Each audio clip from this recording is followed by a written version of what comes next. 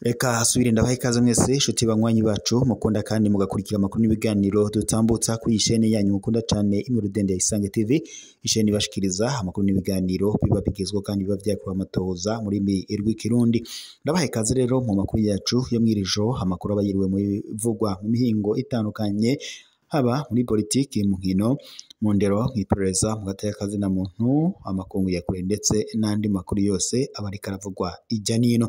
Ndabaha ikaze rero mwese mudukurikira muri ijya nino hatandukanye, haba abari mu gisagara ca Bujumbura ndetse n'abari mu yindi mihingo itandukanye igize igihugu cyacu Burundi. Mwese ndabaha ikaze mu makuru yacu yo mwirijoro, n'amakuru rero yiriwe avugwa mu mihingo itandukanye, akaba rero ari amakuru araza agushimikira ku ngingo nkuru zitandukanye, aho turaza kunyarukira mu makuru ariko aravugwa mu ntara ya Rumonge, aho kuri ubu ngubu biriko biranuganurwa ko ngo hoba hari umukenyezi ngo yoba kandi uwo mukenyezi yihindura imvubu, ndetse ngo akaba binavuga ko ari we yoba arya abantu yihinduye imvubu. Turaza kuyagaruka ko ku buryo bw'idonido byose tubibashikirize. Turaza kandi kunyarukira i Bujumbura, aho rero ngo bivuga ko bagira inama cyangwa se bavunira akagohe buramatari wa Bujumbura ko ngo ico yomenya ari uko abo mu mugwa mukuru w'ubutunzi i Bujumbura batunzwe n'ubwenge. Byose ku buryo bw'idonido nabyo turaza kubibashikiriza, tubabarire uko ibintu bihagaze. Turaza kandi no kunyarukira mu yandi makuru, turabihamwe ko biravuga ko icegera ca mbere ca Papa Leo wa 14 ahejeje gushika ngaha mu gihugu cacu c'u Burundi. Ku buryo bw'idonido tumuze gucikwa n'ayo makuru turaza akuyabashikiriza. Turaza kandi no kurabira hamwe mu makuru avuga ko inama ya bose yo kwigenekezo rya 12 Ndagaro uyu mwaka yari irongowe n'umukuru w'inama nkenguzamateka nyeniteka General Gervas Ndirakobuca, aho rero abakenguzamateka bashizeho imigwi itatu yamaho ibizwi nka commission permanente muri w'ifaransa, bongera kandi baremeza abakenguza amateka bazoba bajejwe ibibazo by'ubutunzi n'iby'intwaro bizwi nka college de questeur. Byose ku buryo bw'idonido turaza kubibashikiriza mu makuru yacu. Ico wewe usabwa banza yuke ufyonde suivre, partage ndetse na s'abonner kugira ngo tubandanye kubana mu makuru n'ibiganiro tubandanya gushikiriza kuri iyi mbonesha kuri yanyu mukunda cyane Imurudende ya Isange TV. Mbonesha kuri kandi ibashikiriza amakuru n'ibiganiro biba bigezweho kandi biba byakorewe amatohoza. Reka rero tunyarukire mu Rumonge. Mu Rumonge bavuga ko hari umukenyezi yoba avuga ko ari we ngo yihindura imvubu ndetse akarya n'abantu.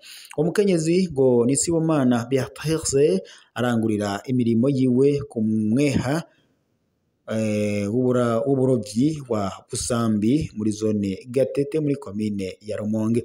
Umukenyezi imbonesha kuri yacu yamusaze yicaye imbere y'inzu adandarizamo ibidandazwa bigwiriyemwo ibinyobwa bitekeye mu macupa atameneka.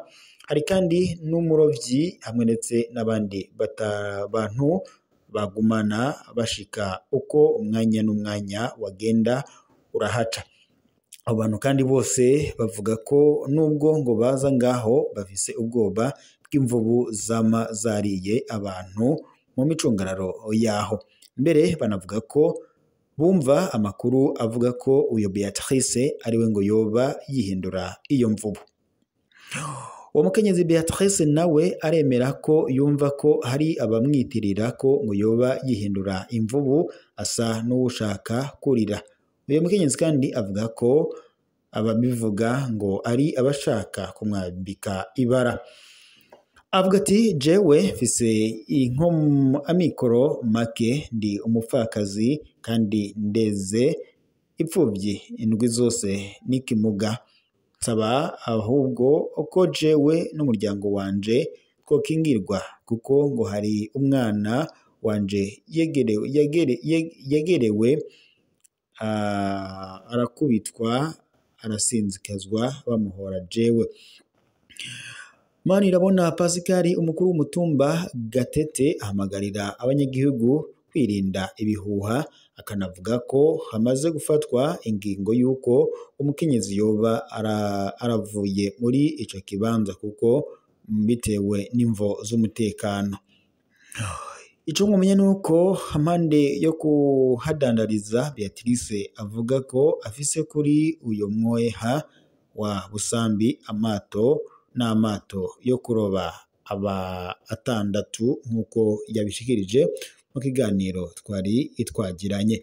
Naho mu Ibujumbura ho bavuga ko ico buramatari ngo yomenya ari uko abanyabujumbura bose batunzwe n'ubwenge, basaba rero ko ngo uzogendera amakomine yose ntuzokwisange wagumye ngo ngaha mu gisagara ca Bujumbura gusa kuko ngo no mu yandi makomine bazoba bagukeneye. Izo ni zimwe mu mpanuro umukuru w'igihugu c'u Burundi Evariste Ndayishimiye yahaye buramatari mushasha w'intara ya Bujumbura kuri uyu wa kabiri igenekerezo rya 12 Nyandagaro uyu mwaka.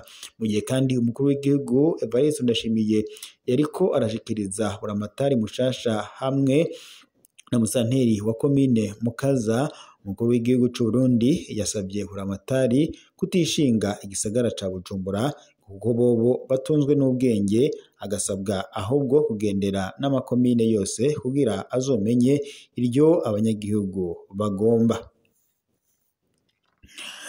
Yagize ati jewe nihaye ihangiro ryo kugendera amakomine yose uko ari 42 n'aba buramatari basabwa kugira ibiro vyabo imodokari ndetse na cane mu kugendera amakomine yose azoba ari mu makomine yabo.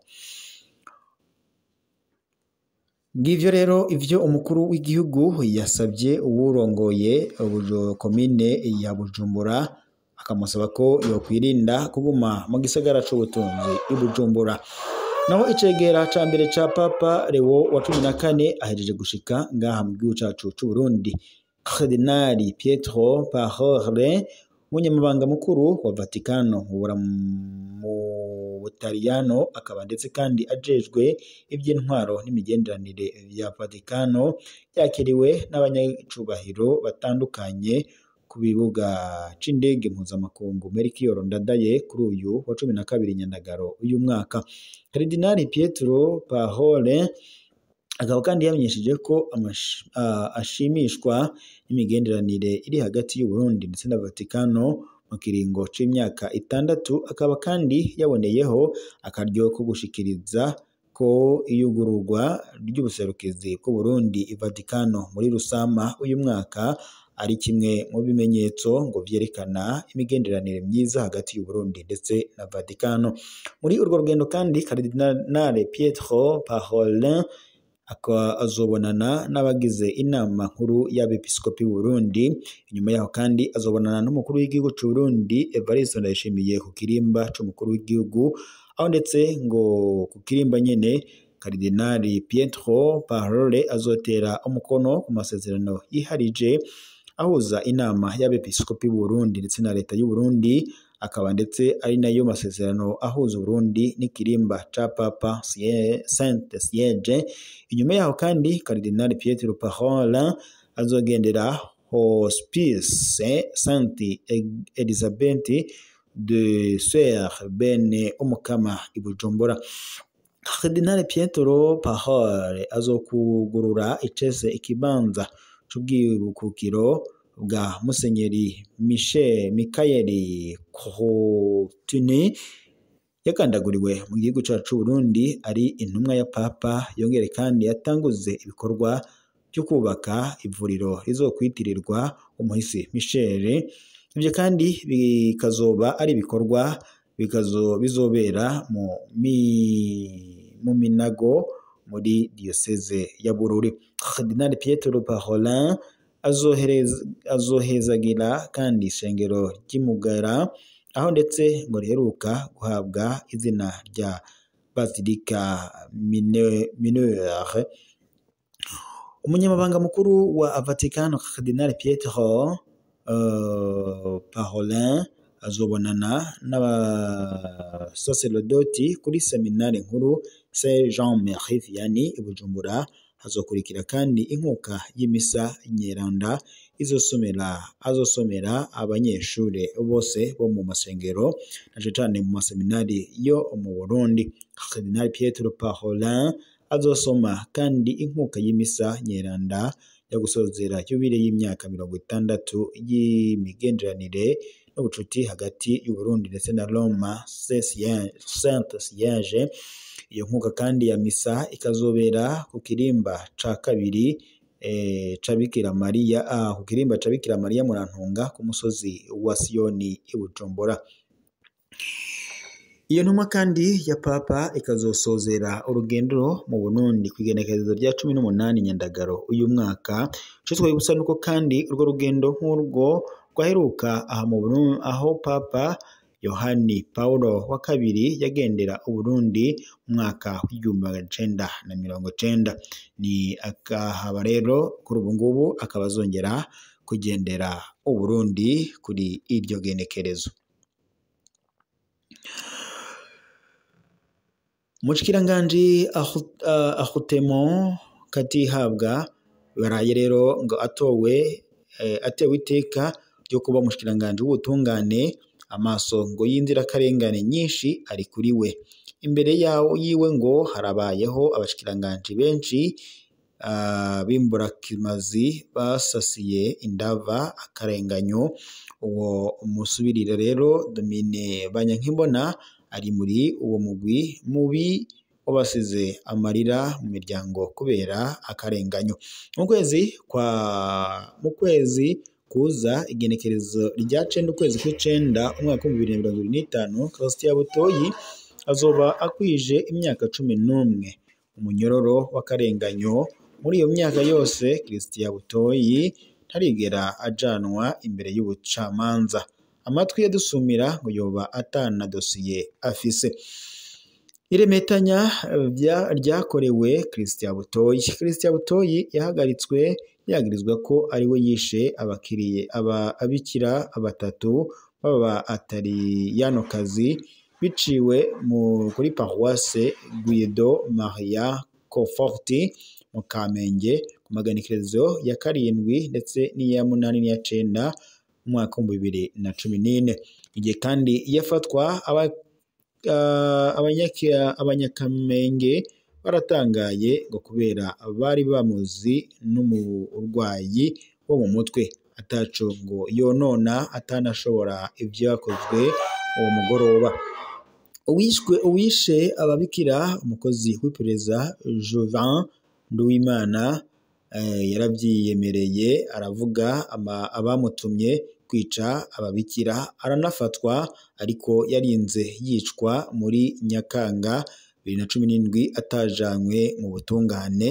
Juve Nduwimana yaratomoye neza ko ababikira bazize amakuru bari bafise ku mbonerakure zariko zihabwa imyimenyerezo ya gisirikare mu kibira Onde mu buseruko bwa Kongo ndetse no ku rudandaza rw'imiti yava muri Repubulika Iharanira Intwaro Rusange ya Kongo izanywe n'ibihangange. Christian Butoyi abayeho nabi cane mu mpimba ntagira aho arara. Amakuru avuga ko arara hanze n'imvura iguye aranyagirwa. Ikibanza ciwe gikwiriye kuba mu bitaro by'abagendana ingwara zo mu mutwe nyene. Umushikiranganje nimba kuko ngo azanye no gutunganiriza abanyagihugu na cacana abarundi ngo baramusabye atunganirize Christian Butoyi. Bagira bati turagusabye igenekerezo rya 9 ukwezi kw'icenda ntirize rigere akiri mu munyororo uzoba utanguye neza amabanga. Ivyo rero bikaba ari byo abanyagihugu bariko barasaba Christian. Bambe uyu mushikiranganje yaraye agenwe mu butungane. Reka mbashimire mwese mwari kumwe natwe makuru y'ibiri biganiro kuko tubashikiriza mwiri joro tube dusozere ngaha tuze gusubira mu makuru agezwe ko mu gitondo gusa mwebwe gupfenda suivre partager ndetse na s'abonner tubandanye kubana amakuru n'ibiganiro tubandanya gushikiriza. Yara makuru mwashikirizwaga byo mwiri joro mu bisata bitandukanye dusozere ngaha turaza gusubira mu gitondo.